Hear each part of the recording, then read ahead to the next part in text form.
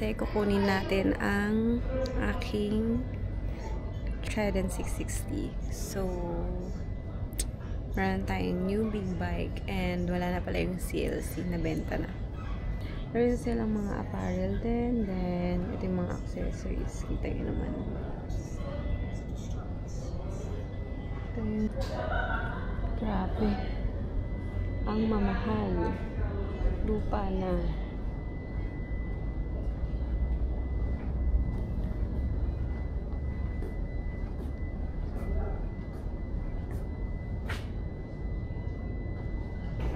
Kita mo na itong bubble nila.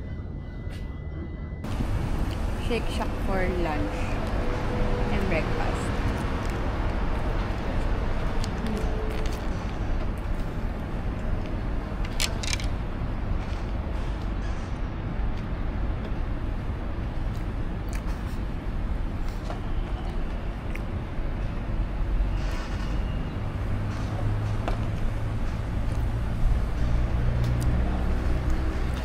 Kain ng BRB. Sige po, lahat po ng papel. Original size.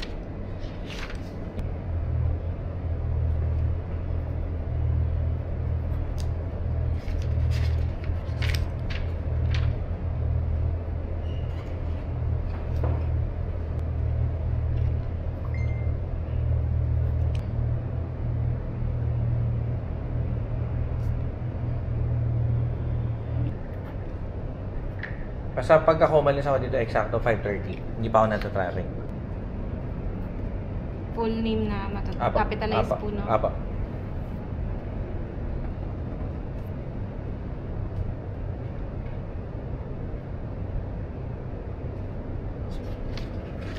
Ito po.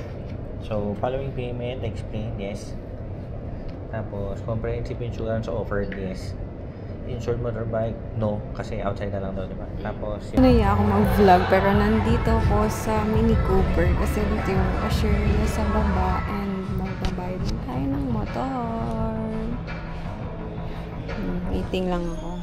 Sa itsura.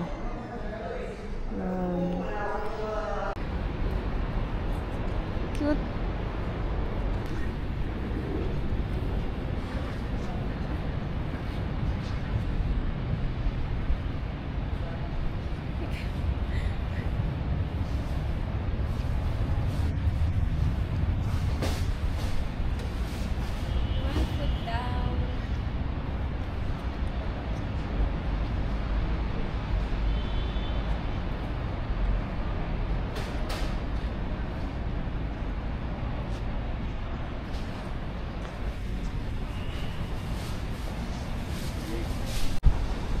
So, ito na siya, guys. Naantay lang namin yung confirmation sa ECP or sa RFID. Ganda. Ang ganda. Yan. Nakikita na siya, guys, ng RFID pero natakpan ng logo ng Triumph.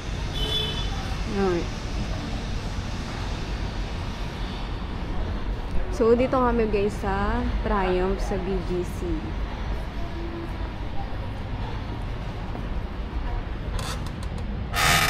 There's full tank ng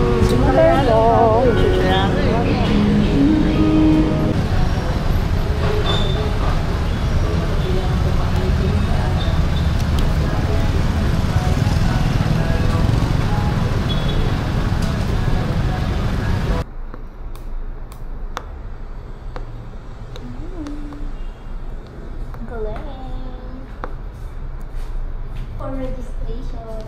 Bakit iba na? Gagi nakakapit. Yun lang, guys. Malagkit siya pa.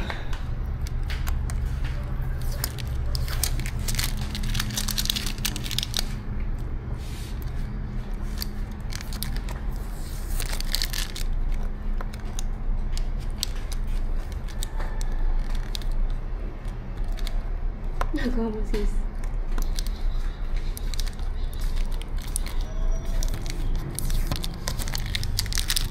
Wala siyang booklet, no? Hi guys! So, panibagong vlog, pero idudugtong ko lang to dun sa video na kinuha ko yung Trident 660 ko.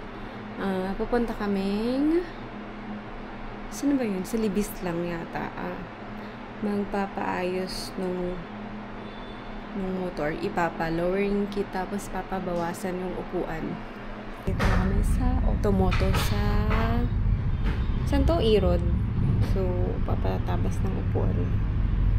Tsaka, ito try ayusin yung lowering kit.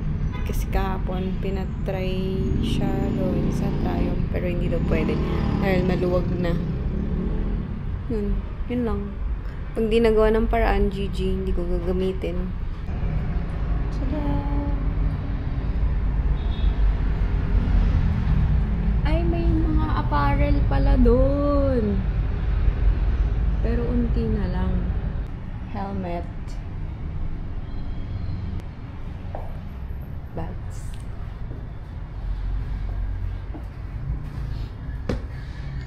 Nagbebenta sila guys ng cardo.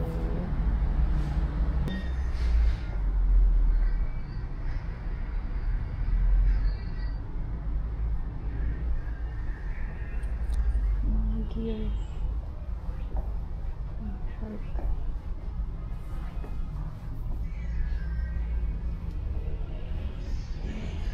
Ang boots. Ang galing.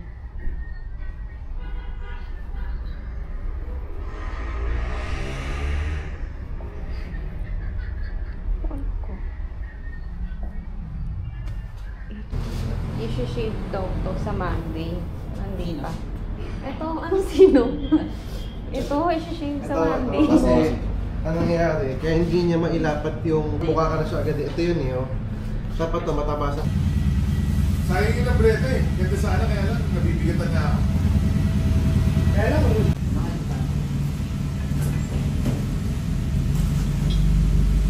sabi ko, baka Wednesday pa yung big bike ko. Sugar.